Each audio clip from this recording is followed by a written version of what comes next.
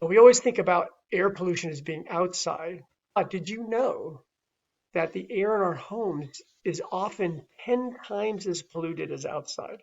Indoor pollution actually is responsible for a lot of health problems. Sometimes it's as up to 100 times more concentrated than outdoor pollutants. So we need to talk about indoor air pollution. Here are some common indoor air pollutants. Toxins, so that's just a general term that means something that's poisonous. Then we got carcinogens, they cause cancer.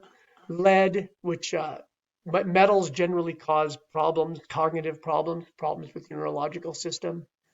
VOCs, which we've talked about, cause lots of problems. Asbestos is a tiny little fiber and it lodges in your lungs and can cause lung problems as well as cardiovascular problems.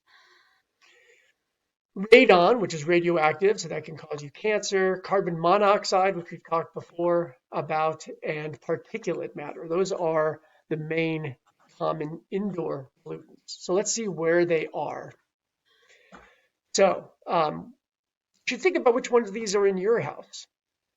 So if you have products like pesticides, paints, cleaning fluids, let's think about which of those indoor air pollutants would most likely come from those.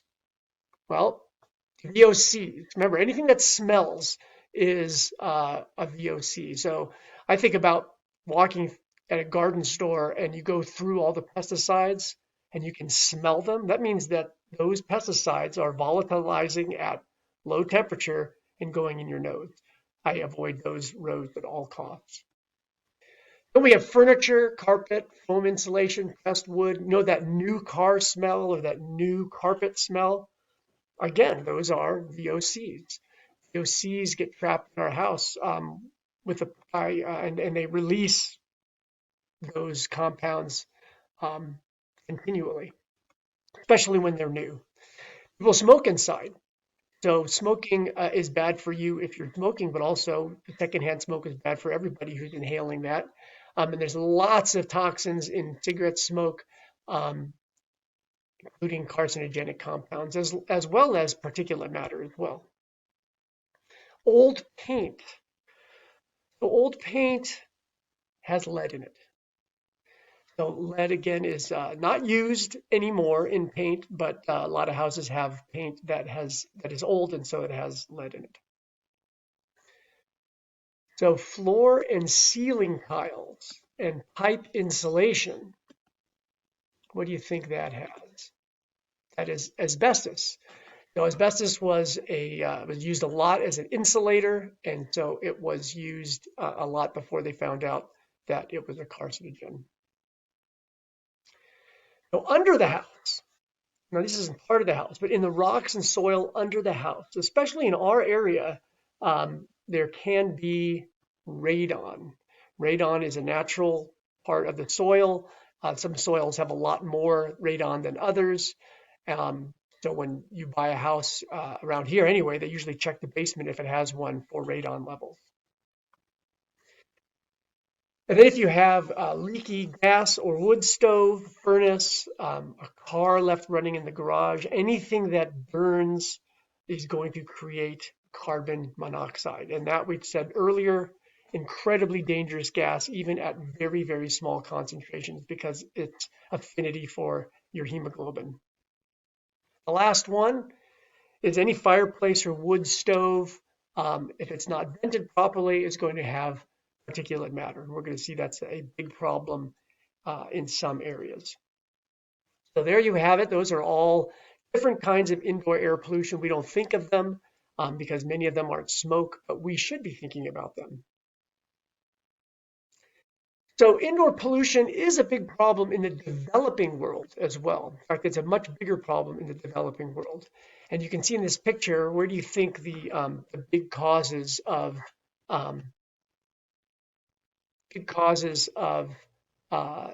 sources of indoor pollution would be cooking fires? People cook in open flame in their house, of course. They might have a hole in the roof to let the smoke out or a window, but it's a lot more smoke than normal. So So inside cooking fires, and let's think, what would be the two main pollutants from an indoor fire?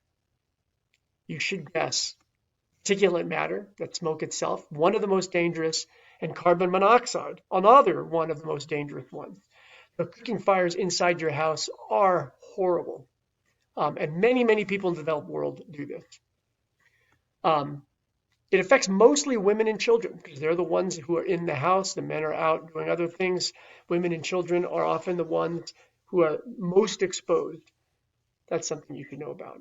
So what are the solutions? Move me over here. Well, I mean, what else could you do but create some ventilation, cook outside, use some other fuels for cooking?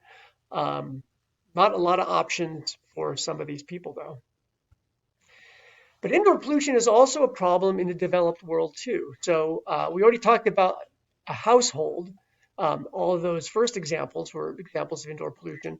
But one of the main reasons why indoor pollution is a problem now is because new buildings are especially made airtight for efficiency. Um, and if they're really airtight, we found out that, wow, all these things that are off-gassing, like VOCs and people smoking, if the air's not circulated, then those are increasing the indoor pollution.